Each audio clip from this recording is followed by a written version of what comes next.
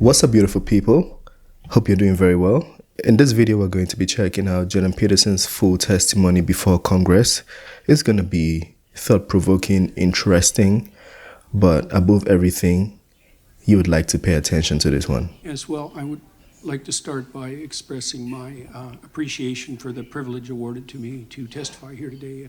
It really is an honor to be asked to do so. I'm not here to talk about January 6th or about any particular threat, insurrection, or protest, political or ideological, real or imaginary. I'm here to talk about the already extant and expanding collusion of government and corporation in restricting the individual freedom and autonomy upon which the productive, generous, and stable psyche, economy, and state are themselves necessarily founded. I'll begin my comments, therefore, in the most general terms to shed light on the mounting problem.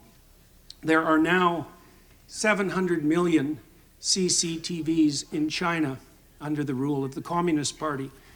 The system to which those electronic eyes are attached is the most complete state apparatus of surveillance yet imagined, with the ability not only to recognize faces at a distance, but gait itself when facial features are hidden or obscured. Such capability can and will soon be augmented to the point where the movement of eyes themselves, monitored by high-resolution and intelligent cameras, will soon be sufficient to identify any aware and active party. The demented, naive, and prideful engineers who so enthusiastically helped build this system call it Skynet, after the rogue and all-seeing technology that took such a dreadfully wrong turn in the famous science fiction movie Terminator series, featuring artificially intelligent robot intelligences hell-bent on protecting themselves by destroying humanity. The name also references a well-known Chinese phrase describing the reach of the divine itself. The net of heaven is vast, yet it misses nothing, which aptly describes the capabilities of the new state apparatus.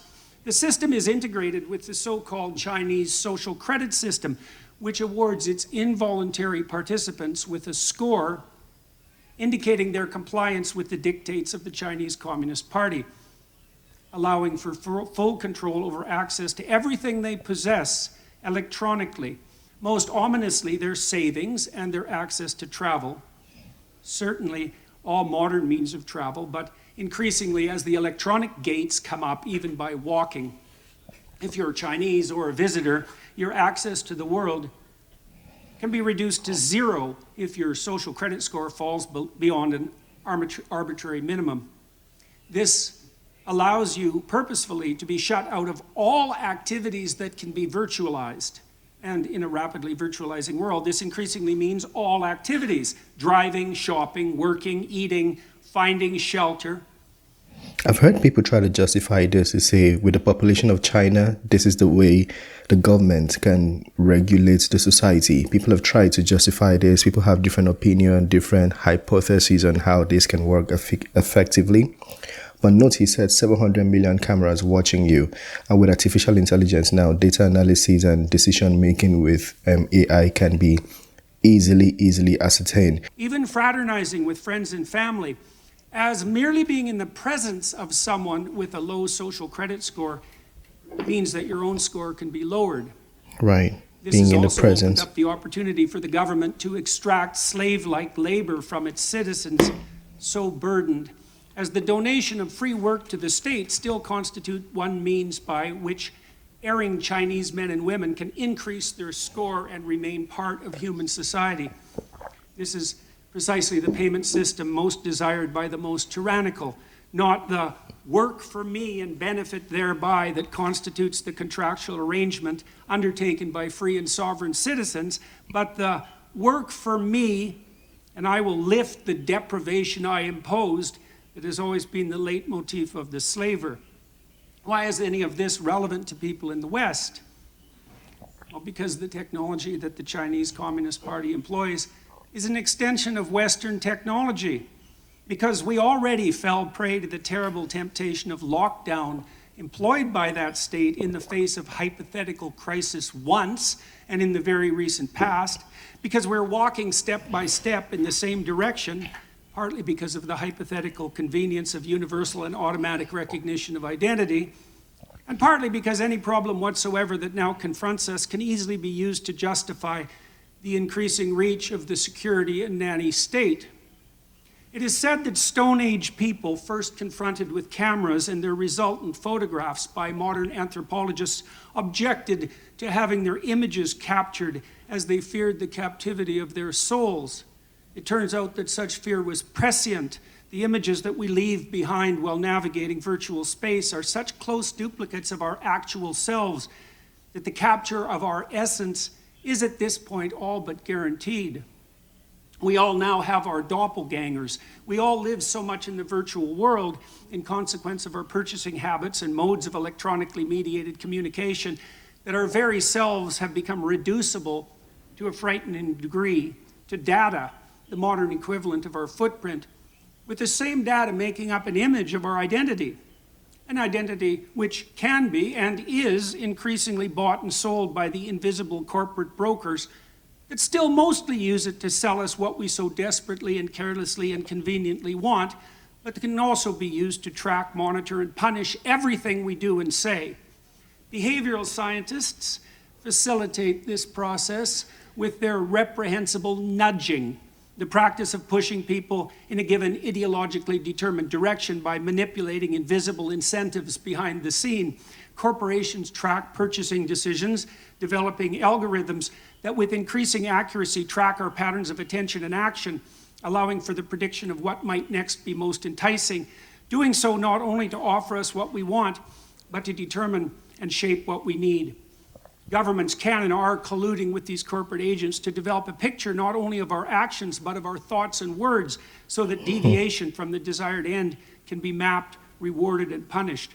The development of a digital... Imagine using this and applying it to the current rule. I think it's the Bill C-63 that is, I think, no, it's still being pushed. It's been proposed.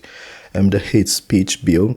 It has a lot of good things, don't get me wrong, but with a lot of the context is like who determines what hate speech is going to be. So if you're assuming Canada adopts these policies and you do something wrong or you say something wrong on the media, they can easily shut you off because your social credit is wrong or low, and then you're hanging around with, the wrong company. Social credits gets reduced as well. So there's a lot that could happen with this thing that he's saying right now. It's very, very essential to pay attention to him. Identity and currency is nothing more than the likely end consequence of such inclinations, and the combination of both can and will facilitate the development of a surveillance state, the scope of which optimistic pessimists of totalitarianism such as George Orwell could scarcely imagine. The new AI systems, which are so rapidly emerging, do nothing but increase this danger, providing for the possibility of a super surveillance whose scope exceeds anything that mere unaugmented humans could imagine, while also making it certain that even the perceptions that in the real world shape our attitudes, conduct, and personality can be manipulated to the degree that we will not even be able to see a reality outside which that has been constructed by the superstate. The ultimate fascist collusion between gigantic self-interested corporations and paranoid security-obsessed anti-human governments. We're already selling our souls to the superstate for the purposes of immediate gratification, while being enticed to do so by Mr. Chairman, could the witness be asked to summarize, please? And do I have my 5 minutes or do I not? Yeah. You've gone over 5 Oh, minutes. I'm sorry. I can certainly. If the witness could summarize, we're always a little lenient with the time. If you could summarize. I'll take 10 more seconds. Sure. With increasing ability to monitor not only the actual attention patterns and behaviors of its citizens, but to predict those that are most likely, the persecution of even potential crime becomes ever more likely. If you have nothing to hide, you will have nothing to fear, will be the slogan commandeered by those most likely to turn to surveillance to protect and control. What was the famous Soviet totalitarian joke attributed to Lavrenti Beria, head of the secret police? Show me the man and I'll show you the crime. Those words were true enough in the time of Stalin's KGB, and the police were secret enough then as well. But that's nothing compared to what we can and likely will produce now. A police so secret that we will not even be able to detect their comprehensive and subtle activity. Monitoring crime so pervasive that everyone under the dictates of the system will have something to hide Regular and order, much to Mr. fear. Chairman. So basically what he's saying is the West has the technology that China is currently using. He stated over 700 million cameras, and we saw a report from, I think, Hindustan Time, where the Pentagon is trying to make decisions using AI and surveillance. What basically that means is you can track everybody in a space and have all their data, have all their information available to you.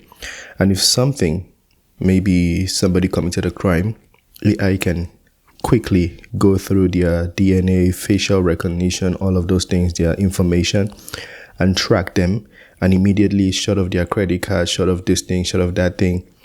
But the problem is now, who determines, or what algorithm is going to determine that decision to shut down the information? The world is going to be controlled by computers. It's going to be controlled by AI. And there's no human factor. There's no emotion. There's no feeling. And he's warning against this transition. It's something people don't think right now that is vital, but eventually it's slowly taking over. Eventually it might be a big deal. So it's something we should take into account right now and put regulations in place. Because if you just keep quiet and be like, oh, it might not happen, it's not possible. The technology is already available. According to what he said, it's already available right now. And funny enough, people always call China communist China and all of these statements people use. But a lot of these Western countries are very similar to China in a lot of policies and a lot of things they do.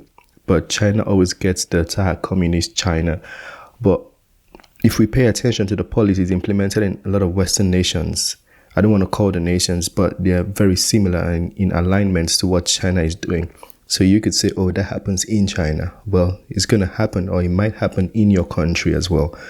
So yeah, I think this was a very vital testimony. That's why I urge everybody to pay attention to it. And I think he did a good job explaining in its entirety. But Jordan Peterson, I know he's very intelligent. Sometimes the people who are not as educated listening to what he's saying, I would advise he breaks down his language sometimes, because it was a lot of statements, big grammar, big terms, not necessarily big, but in the context, it sounded big. We want to easily assimilate what he's saying, just hearing it one time.